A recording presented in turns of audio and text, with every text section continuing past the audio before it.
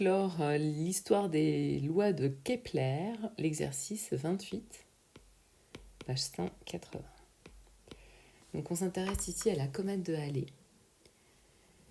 Je vous invite à lire l'énoncé. Hop, je vous l'agrandis. Vous pouvez mettre pause.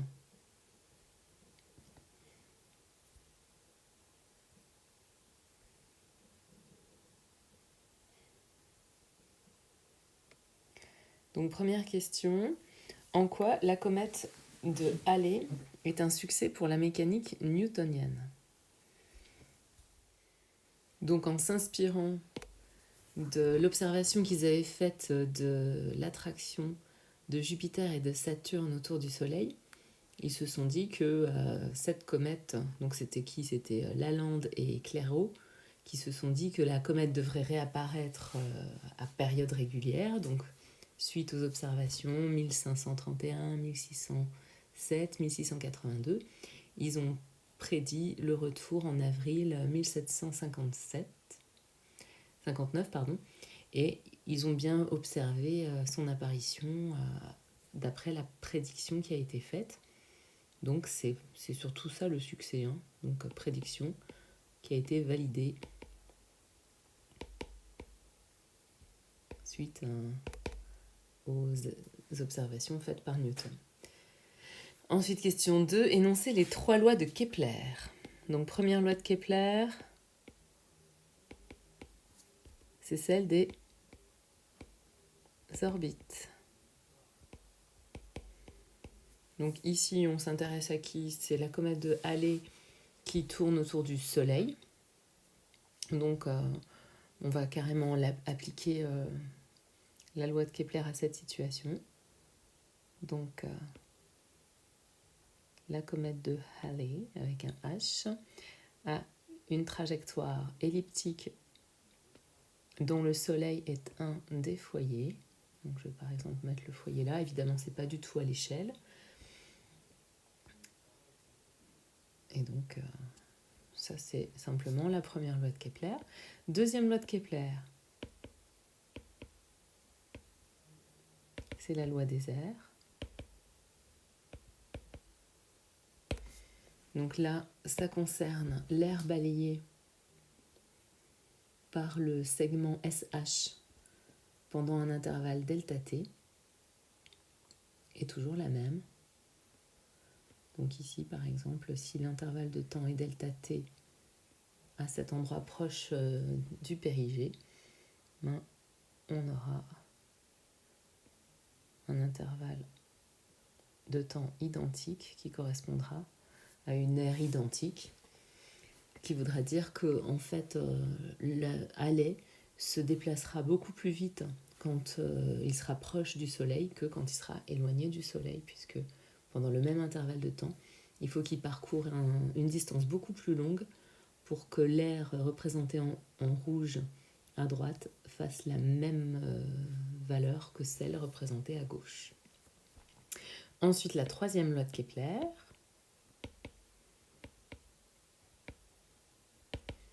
c'est celle des périodes.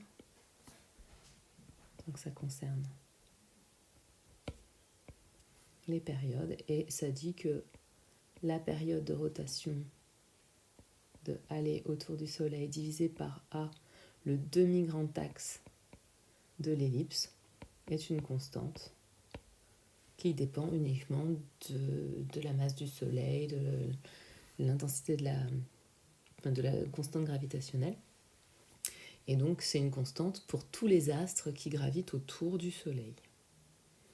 Donc, si on rappelle ce que c'est ce petit AH, donc le grand axe de l'ellipse, c'est ça, on le divise en deux. On a le centre de l'ellipse qui est là, et donc le en violet, on va représenter le demi-grand axe, c'est ceci.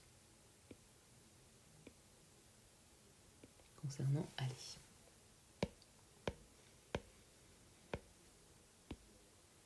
Ensuite, quelle information du texte à la question 3 ? Ah, c'était du bleu que j'avais. On repasse au bleu. Alors, quelle information du texte permet d'illustrer la première loi de Kepler ? Donc ça, c'était à la fin du paragraphe de gauche, cet astre, l'orbite de cet astre est elliptique, donc orbite elliptique.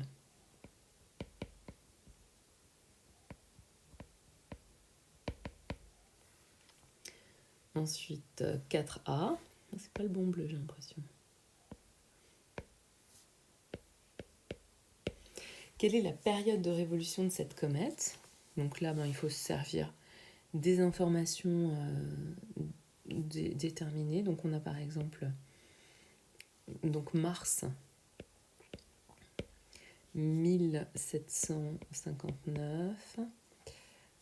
L'autre date, c'est 1682 en arrière, hein, évidemment.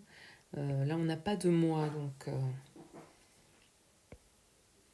on va pas trop pouvoir se servir des mois, on va plutôt se servir des années. 1607 et 1531. Donc il suffit de calculer. Le premier écart entre 1759 et 1682, c'est 77 ans. Le deuxième écart, il est de 75. Le troisième écart donné, il est de 76. On fait la somme des deux, on divise par 3. Ça nous fait une moyenne de 76 ans. On va prendre la valeur moyenne.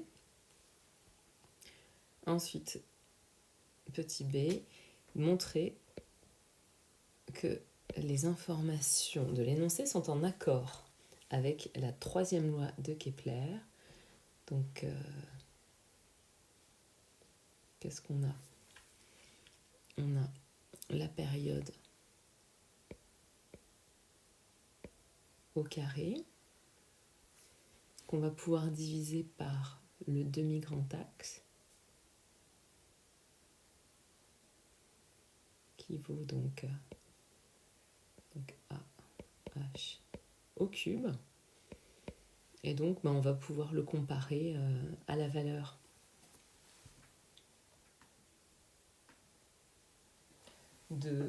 qu'on avait trouvé dans le cours. Alors ça, il faudrait le redémontrer. Bon, j'ai déjà fait la démonstration. Donc c'est 4 pi carré sur G fois la masse du Soleil. Donc on va se poser la question de la relation entre ces deux valeurs. Donc pour commencer, T carré sur AH cube. Donc si je convertis dans les bonnes unités, fois 365,1 quart fois 24 heures en une journée fois les 3600 secondes en une heure, divisé par 17,9, c'est en unité astronomique. Donc je vous rappelle que l'unité astronomique, il faut multiplier par 1,50 fois 10 puissance 11. Bon, ça normalement ce serait rappelé dans l'énoncé. D'ailleurs c'est écrit. Fois 10 puissance 11. Pourquoi 10 puissance 11 et pas 10 puissance 8? Parce que il faut mettre les kilomètres en mètres. Et donc, les valeurs du haut doivent être au carré, celles du bas au cube. Et ça fait 3,0 fois 10 puissance moins 19.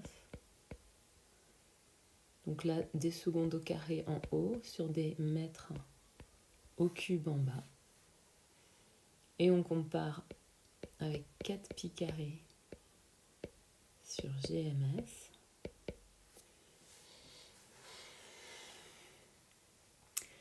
Donc, je vous invite à faire l'application numérique. Il n'y a aucune conversion à faire puisque la masse du Soleil est déjà dans la bonne unité. Et donc, ça va faire 3,0 fois 10 puissance moins 19 secondes au carré mètre moins 3. Donc, on voit bien que cette constante ne dépend que de la constante de gravitation universelle grand G et de la masse du Soleil, qui est aussi une constante. Donc on va bien avoir la troisième loi de Kepler qui est respectée.